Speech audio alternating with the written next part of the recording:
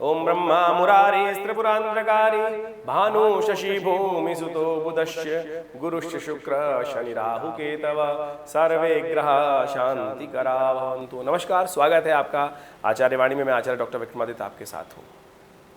मंगल का परिवर्तन होने जा रहा है। मंगल का परिवर्तन सिंह राशि में जो होगा वो बड़ा विशेष है। मंगल पिछले काफ़ी लंबे समय से क्षीण अवस्था में चल रहे थे, कमज़ोर अवस्था में चल रहे थे, जिसके कारण से बहुत सारा बौद्धिक समस्याओं का उत्पन्न कर रहे थे, हिम्मत नहीं जगाने दे रहे थे, नेगेटिविटी उत्पन्न कर रखी थी। ऐसे में मंगल का परिवर्तन जब अब हुआ है, सिंह राशि में मंगल का पदार्पण हुआ है, 1 जुलाई को सुबह सुबह करीब सूर्य उदय से पहले मंगल जो है वो सिंह राशि में आ रहे हैं। कर्क से निकलकर पिछले करीब जो 10 मई से लेकर 30 जून तक जो शनि मंगल का प्रभाव रहा, और वो विशेष तौर पर मंगल हिम्मत तोड़ रखा था। आपने देखा होगा कि आपके अंदर जो चाहकर भी, प्रोवोक करने के बाद भी, वो समझकर भी हम लगातार उस पॉजिटिव वे में नहीं आ पा रहे थे, साहस ही नहीं हो पा रहा था, वो सारा मंगल का क्षीण प्रभाव था। अब मंगल हो गए हैं परिवर्तित। मंगल उत्साह का वर्धन कर रहे हैं, मंगल विशेष तौर पर हिम्मत जगा रहे हैं, और मंगल सिंह राशि में आने के कारण से उग्रता दे रहे हैं और हिम्मत अच्छी जगा रहे हैं। लेकिन कहा जाता है ना कि ओवर हिम्मत भी कई बार परेशानी डाल देती है, बहुत ज़्यादा दुस्साहस भी कई बार परेशानी में डाल देता है। तो एकदम बैलेंस होकर काम करने की ज़रूरत है, इस बात का ध्यान रखते हुए। अब सबसे पहले समझें कि सिंह राशि वालों के लिए मंगल हैं कौन कौन। सिंह राशि वालों के लिए मंगल जो है वो चतुर्थ के स्वामी, चतुर्थ सुखेश भाव माना, सुख का भाव माना जाता है, साथ साथ भाग्य का स्वामी माना जाता है। एक तरह से योग कारक हैं आपके लिए। लग्न और विशेष तौर पर आपके स्वामी हैं, आपके नवम त्रिकोण के और केंद्र के स्वामी हो जाते हैं। तो ये बहुत सुंदर जो आपके योग कारक ग्रह बन जाए, सबसे शुभ ग्रह मंगल बन जाते हैं आपके। और वही ग्रह आपके लिए, यानी बुद्धि सही तरह से काम ही नहीं कर पा रही थी, हिम्मत चाहते हुए भी, हिम्मत करने के बावजूद भी मंगल वहाँ पर लाभ करने की स्थिति नहीं बना पा रहा था आपकी पिछले, जब तक कर्क राशि में चला। अब मंगल पॉजिटिव हो गए हैं आपके लिए, मंगल पूर्ण शक्ति संपन्न हो गए हैं। कहा जाता है कि जब मंगल लग्न में आते हैं तो व्यक्ति हठी बन जाता है, कई बार रौब से काम लेने वाला बन जाता है, विशेष तौर पर बड़ा चातुर्य के पूर्ण काम करने, यानी बुद्धि क्लेवरनेस के साथ काम करने वाला बन जाता है। लेकिन इसके साथ साथ अब वहाँ शुक्र का योग भी चला आ जाएगा साथ में। मंगल 1 तारीख को यहाँ पर आएंगे, 1 जुलाई को, लेकिन उसके पीछे पीछे कौन आ रहे हैं? शुक्र महाराज।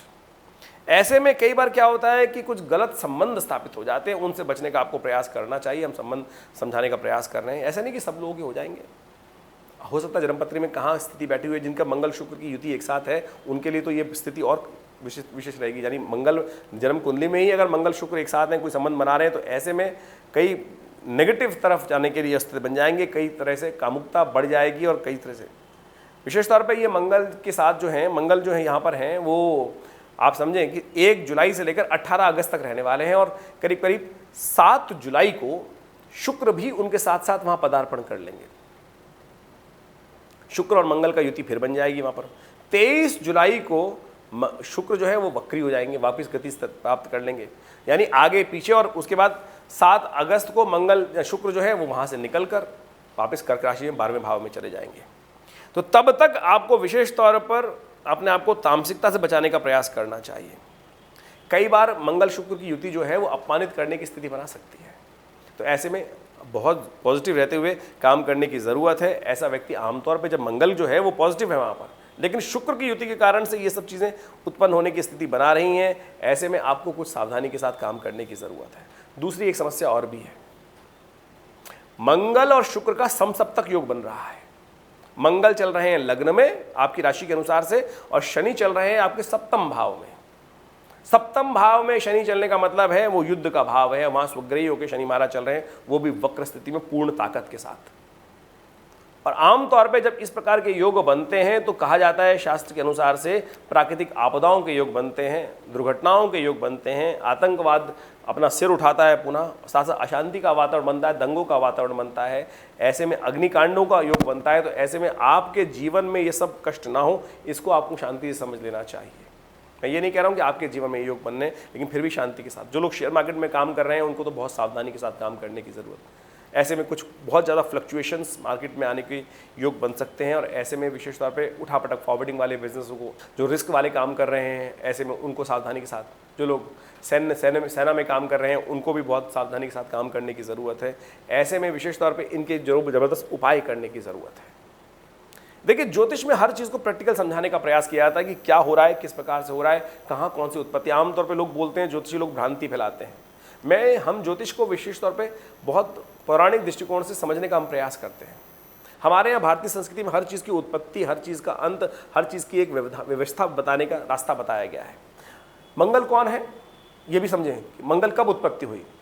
शास्त्र के अनुसार से मंगल की जब उत्पत्ति होती है वो होती है अंगारक चतुर्थी का युग बनता है, उस दिन मंगल का जन्मदिन माना जाता है। इसके साथ साथ एक बात और समझें कि मंगल है कौन। मंगल शिव के अंश है। स्कंद पुराण के अंदर एक कथा आती है कि जब भगवती सती यज्ञ के लिए, दक्ष के यज्ञ में जाने के लिए उनको आमंत्रित नहीं किया जाता, लेकिन फिर भी वो शिव से कहती हैं कि मुझे यज्ञ में जाना है। भगवान शिव कहते हैं कि जहाँ ना बुलाया जाए वहाँ नहीं जाना चाहिए, जहाँ आमंत्रित नहीं हो वहाँ जाने से अपमान होता है। लेकिन भगवती सती कहती हैं कि शिव को ज्ञान देने का प्रयास करती है माँ भगवती कि अपने पिता के घर तो मैं कभी भी जा सकती हूँ, वहाँ मुझे किसी आमंत्रण की आवश्यकता नहीं है, लेकिन विवाह के बाद अगर आमंत्रण नहीं है तो वो घर भी आपका नहीं है, आपका अपना घर पति का घर माना जाता है। भगवान शिव ने समझाया, जब नहीं मानी भगवती तो कहा कि वही है वही जो राम रचि राखा। तो भगवती जाती हैं और वहाँ पर देखती हैं कि शिव का अपमान हो रहा है, तो भगवती बड़ी दुखी होकर अपने आप को यज्ञ कुंड में समर्पित कर देती हैं, सती हो जाती हैं। कहा जाता है कि भगवान शिव को जैसी सूचना मिलती है, भगवान क्रोधित होकर अपने पसीने से वीरभद्र को उत्पन्न करते हैं और वीरभद्र वहाँ जाकर यज्ञ को विध्वंस करते हैं। सती को लेकर भगवान समक्ष की शरीर को लेकर भगवान के समक्ष उपस्थित होते हैं। भगवान शिव वहाँ वीरभद्र को कहते हैं आशीर्वाद देकर उनको आकाश में स्थित कर देते हैं। वही मंगल के रूप में जाने जाते हैं। वीरभद्र यानी शिव के अंश ही हैं मंगल। ऐसे में बड़ा सुंदर योग एक बन रहा है। 1 तारीख को ये योग बन रहा है और 4 तारीख से सावन शुरू हो रहा है। और देव कृपा से इस बार सावन भी बड़ा विचित्र है। आमतौर पर सावन जो है 30 दिन में खत्म हो जाता है। इस बार सावन का महीना करीब करीब 2 महीने चलने वाला है और ये योग चलने वाला है करीब करीब 1.25 महीने तक। तो ऐसे में बड़ा सुंदर योग है शिव की कृपा से। और सोचें अभी भी कब सावन का महीना जब आता है तो कहा जाता है कि भगवान शिव जो है, भगवान विष्णु जो है वो विष्णु शेषशैया पर विश्राम करने चले जाते हैं और समस्त राज्य सत्ता जो है, संसार की सत्ता शिव के हाथ में आ जाती है।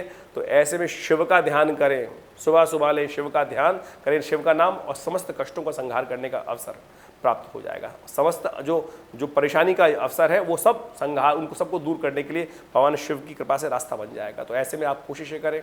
हमने विवेकानंद योगाश्रम में भी इसका सुंदर आयोजन किया है कि पूरे 60 दिन तक, पूरे 2 महीने तक सुंदर शिव का रुद्राभिषेक रखा हुआ है।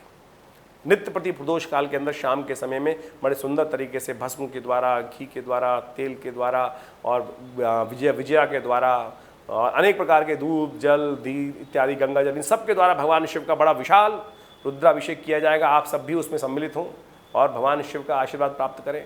कम से कम आप अपने कष्टों को दूर करने के लिए आपके लिए सबसे अच्छा है कि आप तांबे के लोटे से गंगा जल को लेकर भगवान का अभिषेक करने की व्यवस्था डालें।